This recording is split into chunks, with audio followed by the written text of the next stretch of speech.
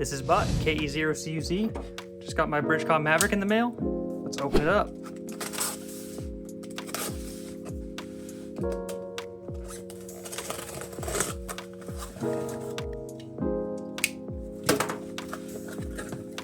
All right. Got it packed in there nice and tight. That's good. No damage. There it is. Let's get this cleaned up. Here it is, the BridgeCom Maverick. Bridge the gap, connection changes everything. There we go. Manual. There's the radio. Nice.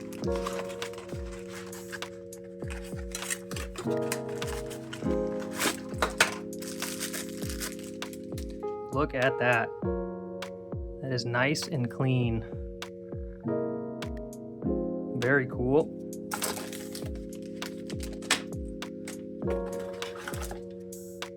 Charger. Belt clip. Let's put this over to the side.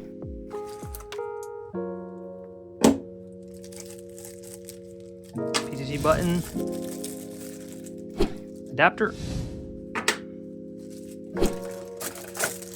Oh, there's the antenna.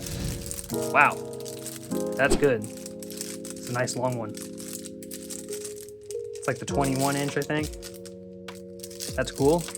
Longer than the ones the Anytone came with, but it also seems like it comes with a typical, I think it's the 8-inch one. Nice. Yep. High gain antenna. Very cool.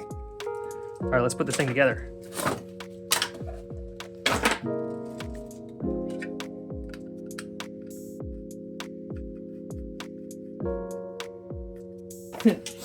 Just realized I forgot the battery. Gonna need that one. Otherwise the thing won't turn on.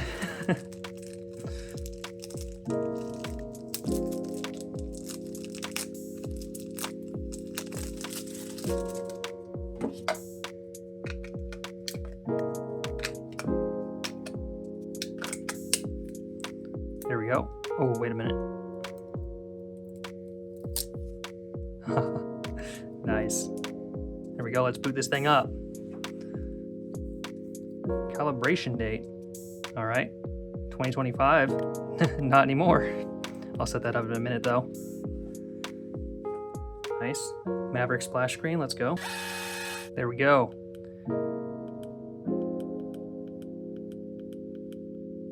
Nice simple menu. Talk group, messages, call log, zone, scan, roaming. There's the settings. Record, NOAA, the weather, GPS, satellite, Digimani, BT, Bluetooth, of course, APRS. Nice. Let's go to the settings real quick. Voice function, display function, key function, DMR function, other functions.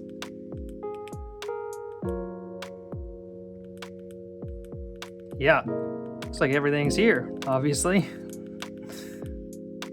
Backlight, night mode, light time, channel name, language, menu exit time, start display. Actually, wait a second. I want to set the menu exit time. Set that to 60 seconds. Don't want this thing booting me out to the menu while I'm attempting to program it. Channel background. Oh, that's so you can change the pictures, which I think you can program into it later, of course. White, black, orange, red. Let's go with orange on the channel font color. It's not for the channel. What is it for again? Oh yeah, that's for the menu, the UI. Oh, accidentally went to the wrong thing. I'm gonna go back to the settings. I want to set the display function. That's what I was looking for. Backlight. Oh, not the backlight. That's brightness. Light time. Here we go. Oh, there we go. Always. There. Now my radio won't turn off on me. This thing will last a while. It's got a nice big battery. I don't have to worry about it running out while I'm out using it. Don't want it to turn off while I'm in the menus and stuff like that. I mean, it shouldn't as long as you're on it, but 60 seconds The other option, 60 seconds, is just not enough for me, so I prefer the always on. It works a lot better in my opinion. Key functions, I'll have to rebind some of those later.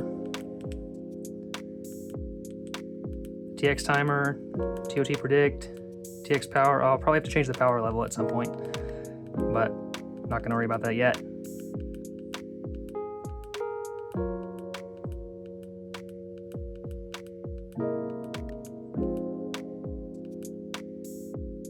There we go. All right, nice. Okay, I'm gonna go get this programmed up. I did not get the plug and play package version, so it's not pre-programmed, but luckily I do have the BridgeCom University, so I should be able to get this programmed up pretty quickly and then be back to make some QSOs. I'm going through my BridgeCom Maverick, and the amount of options you get with the plug and play package is insane. Like, the radio itself already has tons of settings, but the amount of channels you get with each code plug that they give you with that package is just, there's so much here. All the Talkgroups just available by default. I basically don't even have to program anything in except for my own custom stuff. Like 3,500 Talkgroups. There's just no point even attempting to scroll through all of them. It's such a ridiculous amount. I'm never gonna run out of things to talk on. This BridgeCom Maverick has all the customization you would ever need. Talk group, messages, call logs, zone, scan, roaming, settings, obviously for more settings, record, NOAA for the weather, GPS, satellite, Digimani, Bluetooth, APRS. Yeah, and if you go into the settings, the radio set's got plenty of functionality that you can change whenever you want. The channel set has got even more functionality than you'd ever want.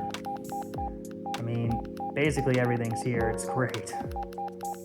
SkyBridge doesn't have a power button directly on itself, but you can actually just remotely turn it off using the radio. There you go. SkyBridge shutdown remote. Key it up. You should be good to go here in a minute. There you go.